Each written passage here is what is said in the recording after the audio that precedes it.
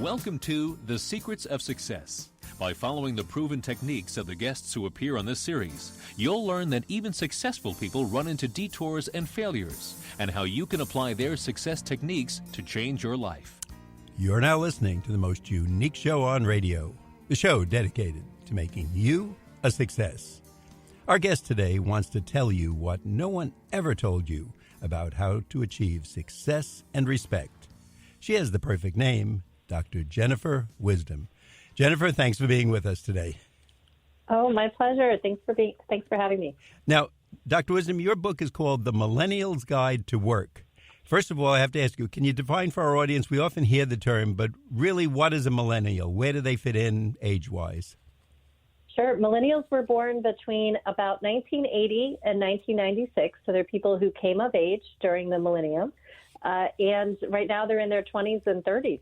Okay, so that if you were born between 1980 and 1996, which would make you somewhere between, I guess, 24 and 40, that's the magic age group that are the millennials that we hear so much about. Now, why did you limit the book to them? I would think if you're writing a book of guiding people to getting the right employment and right job, it would be just for anybody. So how come you're so nice to these millennials? Well, I'm a big fan of the underdog, and I'm sure you've heard, like everyone has heard, that millennials have been getting a bad rap lately. And I work a lot with millennials. I work with young people who are trying to find their way in the workforce and trying to find their way in the world, and really just wanted to provide a guide for those who are coming of age now, to those in their 20s and 30s now who are just starting to figure out what work is all about, and to try to help them make that learning curve a little steeper so that they can get more done faster and hopefully learn from those of us who have been around the block a little bit. And this really is, the title is The Millennial's Guide to Work, but it really is like a guidebook if you went to a foreign country. You have very short chapters, but everyone is filled with those kind of tips. And I think you mentioned in the beginning, no one ever tells you this stuff. You kind of learn it because you made a mistake or you goofed up, or after you get rejected for the job and say, why didn't you hire me? They say, well, you came in a T-shirt and sandals, and this is a bank, and it doesn't look too good. One of these things. So it really is an easy book for people to pick up, to read, and save themselves a lot of time and trouble, and perhaps get that perfect job that they want so much, but they just make one or two errors in the interview. So I think it's a great way that you present it. You make it very easy, and you help us along. You mentioned in the book that people really want to get somewhere. They don't know where. That's the problem. Does that come up a lot? That comes up all the time.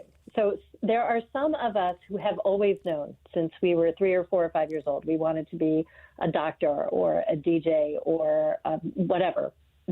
Some of us have known. Most of us, including myself, not quite sure. We know the general area that we want to go in and the general direction, but it's kind of hard to figure out how to get there when jobs and the nature of education and things are changing, and then we may feel stuck if we have student loans. We might not be able to make the choices we want, or might not even know what's out there.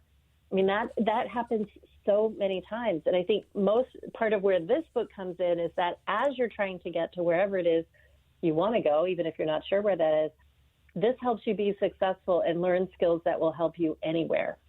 So as an example, most young people think that when they finish their training, whether it's high school, college, or something else, and go into the field, that most of their challenges are going to come around the content of what they do, whether it's finance or construction or advertising or whatever their job is.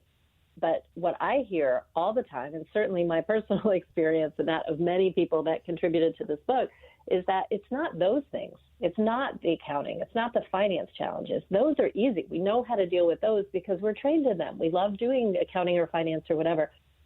The challenge comes in dealing with our coworkers and dealing with ourselves and our own frustrations and limitations or boredom or confusion or not sure what we want to do. The real challenges come in dealing with your boss, trying to figure out how does this organization work and why are people doing these things that they're doing? Why is this person talking to me like this?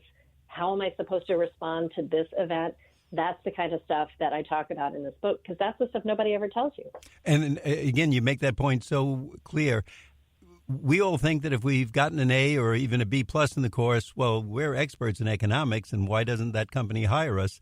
But of course, there's so many other incidentals, what we might consider small things, and who really cares about that? Well, it's the person who's hiring us who really cares about it. And I love the way you pointed out. In your book, I think it's on page 12, you give us, I think, 6 basic rules of work. Can you go through those for our millennial members in the audience? Sure, absolutely. These are rules of work that will never steer you wrong. So the first is never say anything bad about anyone at work to anyone at work. And I've been guilty of this, and I can tell you, word gets around. When you're frustrated and you say, oh, that person's such an idiot, it gets back around. So never say that kind of thing. Do your venting at home or with your friends or with people who are not related to your workplace.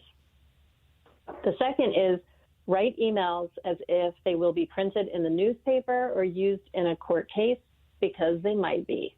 And anybody who's related to law or is in a field where there have been lawsuits, you know they can pull all of the emails that have certain topics, or all of your emails can be reviewed by lawyers. And sometimes embarrassing things have come out of that aren't even related to the issue at hand, but they're just related to how you write emails. So write emails professionally. You can do shorthand, you can leave smiley emojis, that's fine, but just make sure you're not saying anything bad about anyone and that you're being professional. The third is be honest and diplomatic with everyone, including yourself. Some people think that the admonition to be honest means that that's okay for them to also be rude or to be undiplomatic or to say things that are really hurtful. The challenge, and I'm still working on this myself after quite some time practicing this, is how to be as honest as you can be while still being diplomatic. So that could look like, I really appreciate the work you put into this. Can we talk about how it might look better if you did it this way? Or could we talk about this? Those kinds of questions that are a little indirect, but that can really be helpful in keeping relationships with people so that your honesty doesn't get in the way of getting the work done. 4 is be patient. So many times this has happened that people work on your behalf to make things better and you don't even know it. So just a little bit of trust that things are going to work out. Of course, be proactive, but also be patient. 5, be curious about yourself and seek constant self-improvement. This is incredible. Sometimes people feel like when they're done with school, whatever level of school that is, they're done and there's nothing else they need to do. They know accounting or they know economics and that's it. They can just stop learning, and that is never the case. Always trying to improve yourself will serve you well. And then the last one, and oh gosh, one that really touches my heart, is remember that we all have struggles. Be kind and be respectful. You never know what someone's coming in to work with, and just do your best to be kind.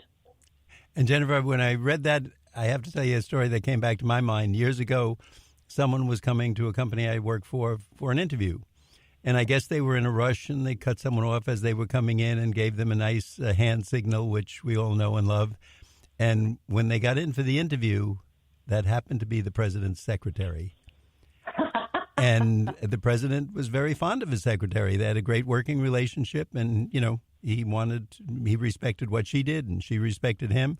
And when she said, oh, that's the man who just gave me the finger, I don't think I have to tell you he didn't get the job.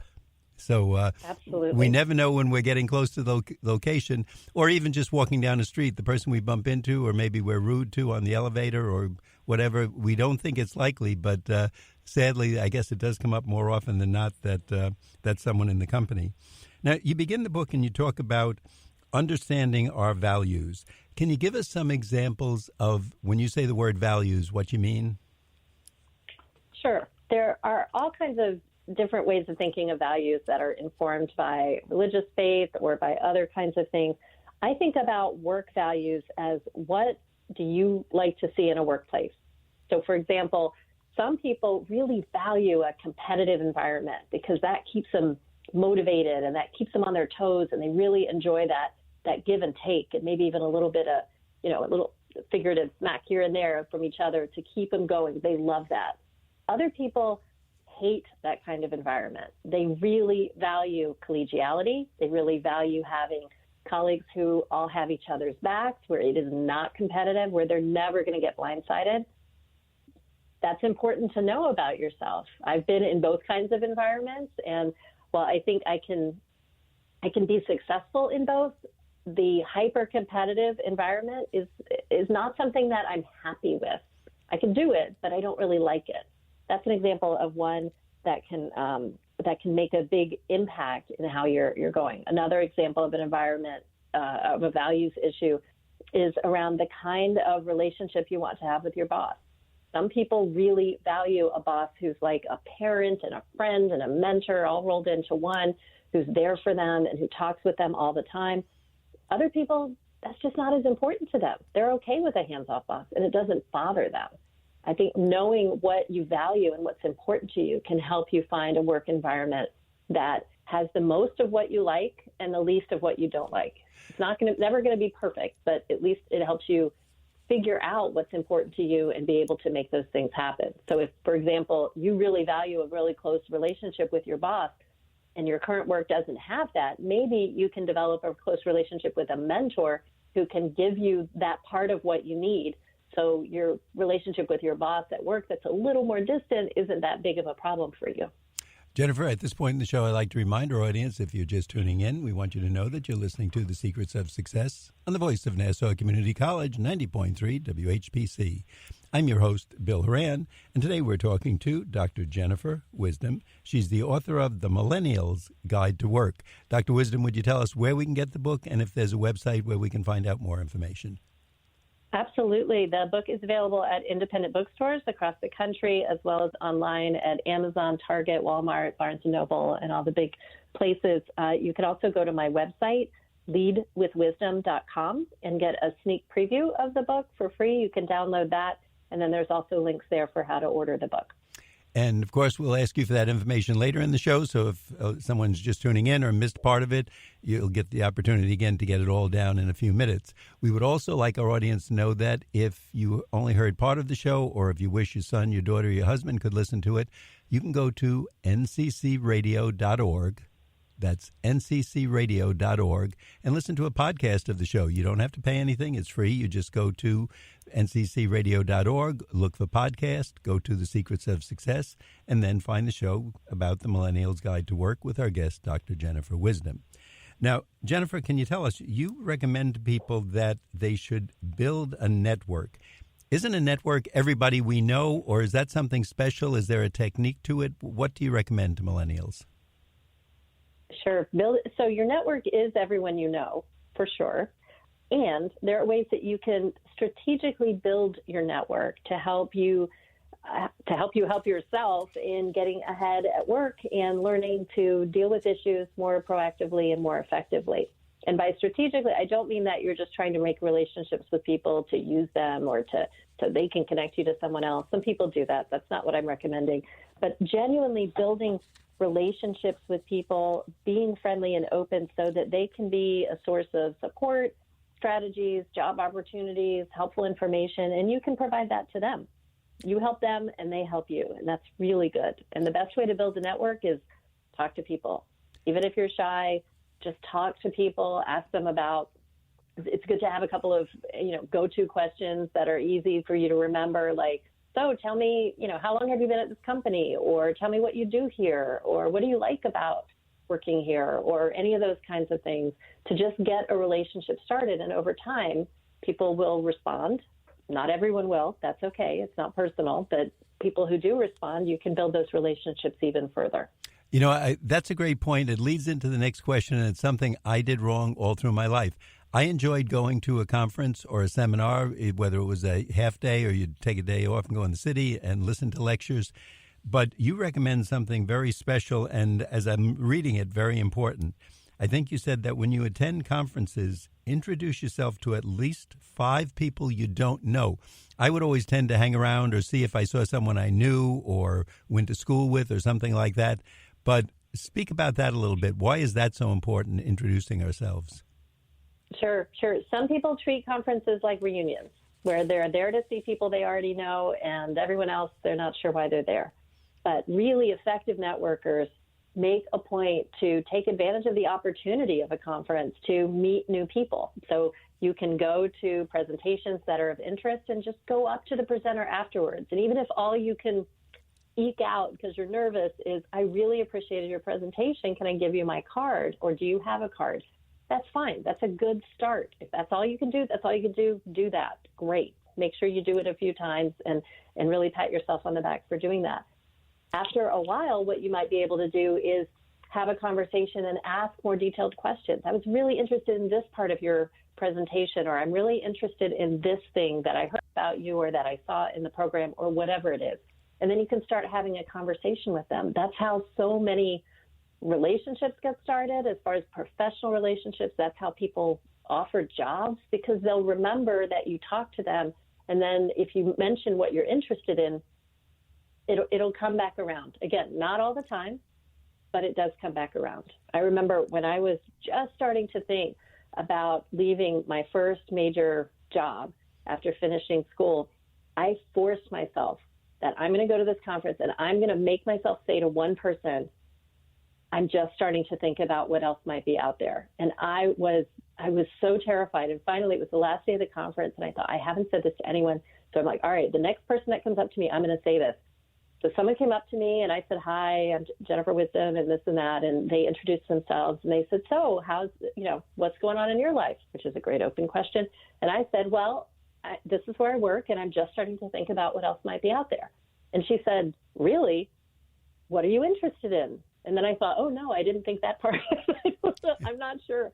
And she was so kind, but she ended up making an introduction that I never would have found on my own. And I ended up getting a fantastic job. Now, your results may vary. That's not going to happen every time. But it really is something that I keep pointing to, like, have the courage to just go up and say hi to people. They're just people. Just talk with them. And you never know what's going to come out of it.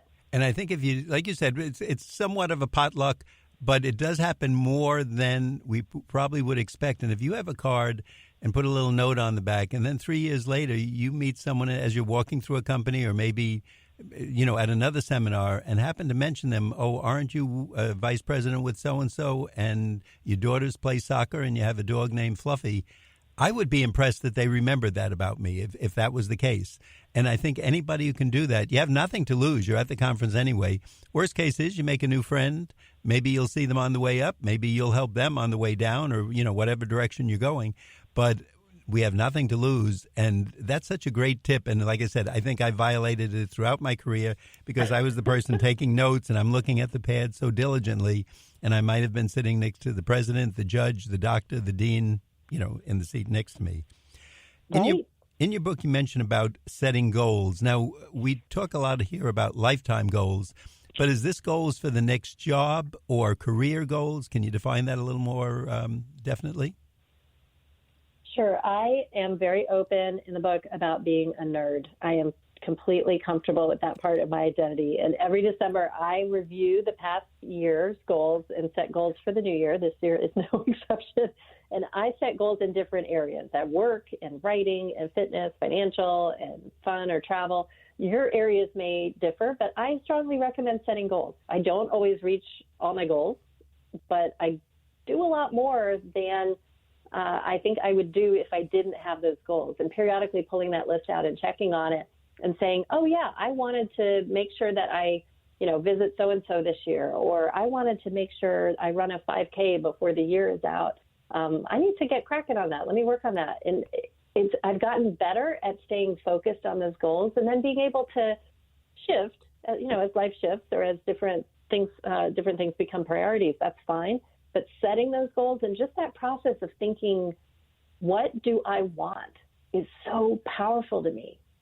And I'll give an example. I have a friend who I had just gotten back from Brazil, and I'm so excited about having gone to Brazil. And this was so fun and it was great. And I said, where would you like to go? And he said, I've always wanted to visit Niagara Falls. And he was in Connecticut, which is great. And I love him, great friend. And I thought, you're living 8 hours driving distance from Niagara Falls, and you've never been there? Like, let's go. We can leave right now and make that happen. Like, that's so easy. We could do that. And we did. We ended up going to Niagara Falls together. It was a lot of fun. And it was just a sense of just really eye-opening for him around, like the goal, I could achieve my goals. Like, it's really easy sometimes. Not everything, of course, is easy. But once you start writing them down, you'll start figuring out ways to get you closer. And then you'll have something else to talk about with all those new people that you're networking with. You're networking and meeting at the next conference and getting their card. Dr. Wisdom, at this point again in the show, I want our audience to know, if you didn't hear it before, you're listening to The Secrets of Success on the voice of Nassau Community College, 90.3 WHPC. I'm your host, Bill Horan, and our guest today is Dr. Jennifer Wisdom, an easy name to remember. Her book is The Millennial's Guide to Work. And Jennifer, would you tell our audience where can we get the book and that website where they can get some more information? Absolutely. It's available at independent bookstores around the country, and then also at the big online stores, Amazon, Target, Walmart, Barnes & Noble. And it's available in paperback, ebook, and audiobook. And then my website is leadwithwisdom.com, and you can get a sneak peek of the book, including some of the areas we just talked about, for free. You can download it from the website and see if it will be of assistance to you. And again, if anyone missed part of the show, or you'd like someone, a friend, or to recommend some of this good advice, go to nccradio.org. You can listen to a podcast of the show. It's free. Just remember the show's title is The Millennial's Guide to Work, and the speaker is Dr. Jennifer Wisdom. Dr. Wisdom, you have a word that you recommend that, and I'm going to say to everybody, this, if you're taking notes, write this down. The word is SMART when we're dealing with goals. Can you tell us why that word is important and how that gives us direction? Absolutely. SMART goals. SMART is an acronym for the kinds of goals that you can set. And ideally, you can set goals that are specific, which is you know exactly what you want changed, not I want to lose weight, but I will lose 10 pounds. Measurable, so you'll know when you've completed it. Achievable, it is something that you can complete, not just something like be happy. I mean, that's great, and you can achieve it, sort of, but not as it's not something you've completed. It's not something you're ever going to completely achieve. Relevant is the R. It's a goal that is important to you. And then T is for time-bound, which is your target date for completing each step in the whole goal. So ideally, instead of saying, I want to lose weight, you can say, I want to lose 10 pounds. So that's specific and measurable. It's achievable. It's relevant by X date. And that gives you your whole goal right there. So now you know exactly what you need to do, by when. You can measure it. You're going to know if you made it or not. You're going to know if you lost 9 pounds or 11 pounds or 0 pounds or you gained weight. You're going to know exactly what happened. Setting more and more of your goals that way will help you get very clear about what you're getting done and what you're not getting done. And I think for our audience, it's an easy way to remember it. The word is SMART, and it stands for specific, measurable, achievable, relevant, and time required. And if you just do that in terms of setting a goal, if you really want to achieve it, and we're told by the experts, and we have many of them on the show, once you put that goal in writing, your chances of achieving it go up well over 50%. So if you really want to do something, whether it's lose weight, find that ideal man or woman in your life, or get that degree, write them down, follow the rules that Dr. Wisdom just gave us. You mentioned also that we shouldn't worry if our goals are too big, we'll grow into them. And I just have to mention, because it was only 2 weeks ago, we had someone who, her goals were to smile more when she was at church in a religious service and sit up front. And her mentor said to her, no, honey, those aren't your goals. Your goals are to meet 100 new people for your business. She followed the mentor's advice, and she's now a multimillionaire and doing very well with an international company. But it just came to mind when I read that, and I had to bring that up to you. So I guess we shouldn't worry if we get big goals. It'll eventually fit. Yeah, absolutely. Set your goals big and then set them bigger. I mean, keep going. Try to get to a place where you say, if I achieve this thing, I'm going to be just so tickled. I'm going to be so excited and proud of myself for getting there. And then start doing it. Now, Jennifer, you make a couple of sections in the book. You talk about mentors, coaches, and therapists. Can you tell us the difference and which one we want at which stage of our life? Let's say we've gotten out of college. We've kind of had a in-between job to keep us going for a while, but now we want that job in our specialty, whether we're a manager, an accountant, or a math teacher, etc. Which are we looking for? Is it the mentor, the coach, the therapist? Sure. So I would say mentors throughout your life. You absolutely want mentors, and different kinds of mentors as well. Sometimes people are searching for like the number one capital M mentor that will help them with everything in their life. That would be great if you can find that, but most of us have mentors for different things. We have mentors that tell us about content, like economics or accounting if we have a question. We have mentors who help us with politics or with our goals, or sometimes our mentors are cheerleaders for us. Like there's all kinds of different mentors that we can work with. So I would say that definitely. And if you're looking to get into a different job, a mentor would be a great person to work with, and multiple mentors, even better. And it could be a lifetime that you have a mentor. I have some mentors I've had that I've worked with for more than 20 years, and they're just so precious to me and adore them. And then I have other mentors that were while I was at a particular job. They mentored me, and then now that I'm gone, our relationship isn't the same. We're still friendly, but we don't have that same kind of relationship. That's okay. It's okay if it changes over time. Is this, by the way, a mentor? Is that a friend or a coworker or someone you respect, or is that do you go to Mentors R Us and find a mentor? Great question. I don't think there is a Mentors R Us, but that's a great idea. Many people think that the mentor needs to be a senior person with lots of experience and maybe gray hair or something like that. Your mentor can be someone who's at your level, who's more junior to you in some ways, or someone who's older to you, older than you in some ways. So if you're looking to move up in your job, for example, from being a junior manager to a more senior manager, you probably want someone who's been a senior manager and who has that kind of experience. If you're trying to understand a new, say, IT process for managing some data on your job, it may be that someone who's more junior than you has the answers, and they have more time to spend with you. You never know. I mean, it really is figuring out what is it that I want from this person? What am I looking to learn? And then who might be the best person that can help me learn that? And then, of course, the last question is, and what can I offer them? And you always have something to offer, whether you realize it or not. Just keep focused on what do I need to learn? How can I help them? If you're not sure what you have to offer, you can always say, hey, thank you so much for giving this to me. I'm not sure what I have that can be helpful to you, but anything you need, let me know. Let me know if you're looking for something. That's another way you can continue to build your network and make sure that people know you're paying it forward.